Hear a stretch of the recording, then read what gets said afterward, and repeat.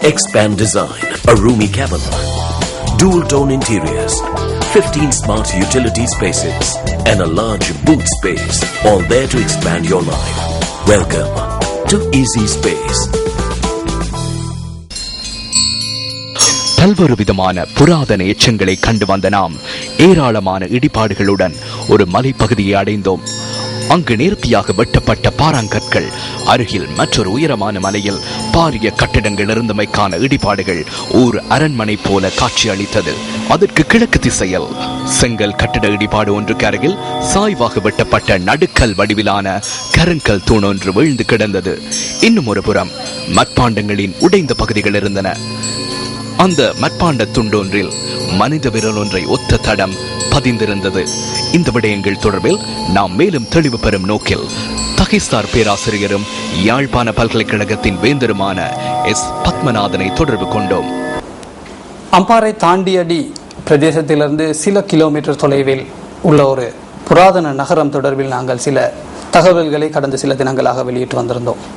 அந்த வகையில் இந்த பகுதியில் உள்ள தொல்பொருள்கள் எந்த காலத்துக்குரியவை, இவை எந்த விடயங்களை தெளிவுபடுத்துகின்றது என்பது தொடர்பிலாக நாங்கள் அறிந்து கொள்ளும் நோக்கில் தகைசார் பேராசிரியர் சிவசுப்பிரமணியம் பத்மநாபன் அவர்களை நாங்கள் தொடர்பு கொண்டோம்.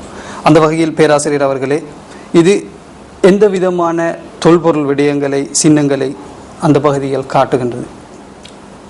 நீங்கள் குறிப்பிடுகின்ற இடம் சங்கமங்கண்டீருள்ள மிக விசாலமான காட்டுப்பகுதி. அங்கு பல தரப்பட்ட தொல்பொருட் சின்னங்கள் இருக்கின்றன. சில சின்னங்கள் கிறிஸ்துவுக்கு முன் 2ஆம் நூற்றாண்டை சேர்ந்தவை. சில சின்னங்கள் 8ஆம் நூற்றாண்டை கிபி 8ஆம் நூற்றாண்டுக்குரியவை. இந்த தொல்பொருள் சின்னங்களிலிருந்து நாங்கள் எவ்வாறானவற்றை அறிந்து கொள்ளக்கூடியதாக இருக்கின்றது? அவை ஒரு மேட்டுநில பகுதியிலே இரு ஓரங்களிலே பிரதானமான பொருட்கள் காணப்படுகின்றன. ஓரிடத்தில் நடுகல் ஒன்று காணப்படுகின்றது. நடுகல் என்பது ஆதி இரும்பு காலம் என்று சொல்லப்படுகின்ற பெருங்கற் பண்பாட்டு சின்னங்களில் ஒன்று. இங்கே காணப்படுவது கிறிஸ்துவுக்கு 2 நூற்றாண்டுகளுக்கு முற்பட்ட காலத்தில் தமிழ் மொழியை பேசிய பெருங்கற்பண்பாட்டு மக்கள் இங்கு வந்து பரவியிருந்தார்கள் என்பதை திடமாக கூறலாம். இதனை வலியுறுத்தும் வண்ணமாக அங்கே கிடைக்கப்பெற்ற பானையோடு ஒன்றிலே தமிழ் பிராமி எழுத்து காணப்பட்டது. இதனை தென்னிந்திய ஆய்வாளர்களும் அக்காலத்திலே மட்டக்களப்பில் இருந்த பொழுது காட்டிய பொழுது அவர்களும் அதை உறுதி செய்தார்கள். ஈமச் சின்னங்கள், ஈமத்தலங்களில் அமைக்கப்பட்ட கல் அறைகள் ஏறக்குறைய 4ற்கு மேலானவை இங்கு காணப்படுகின்றன. இவை நீள் சதுரமான வடிவுடையவை.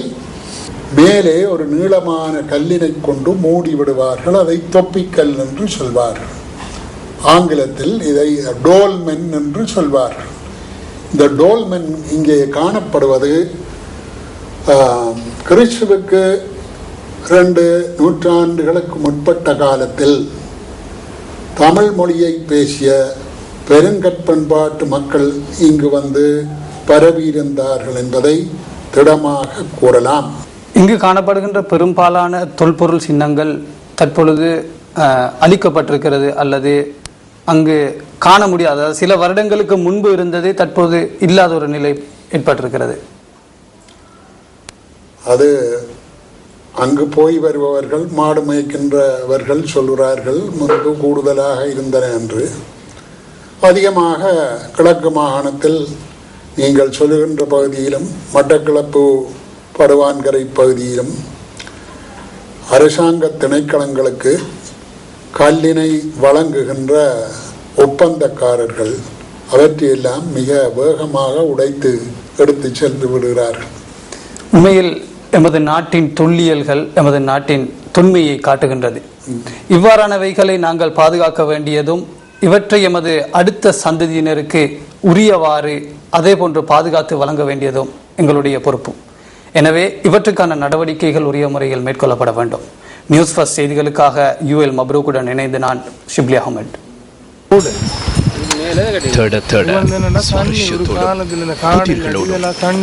விடயங்களை கொண்டிருக்கிறது இந்த புராதன நகரம். இன்னொரு பயணத்தில் இன்னும் ஆச்சரியங்கள் தரும் ஒரு பல தொல்லியல் தடயங்களையும் அந்த தடயங்களினூடாக நமது வரலாற்று பதிவுகளையும் வழங்குவதற்கு நியூஸ் ஃபர்ஸ்ட் தயாராக உள்ளது.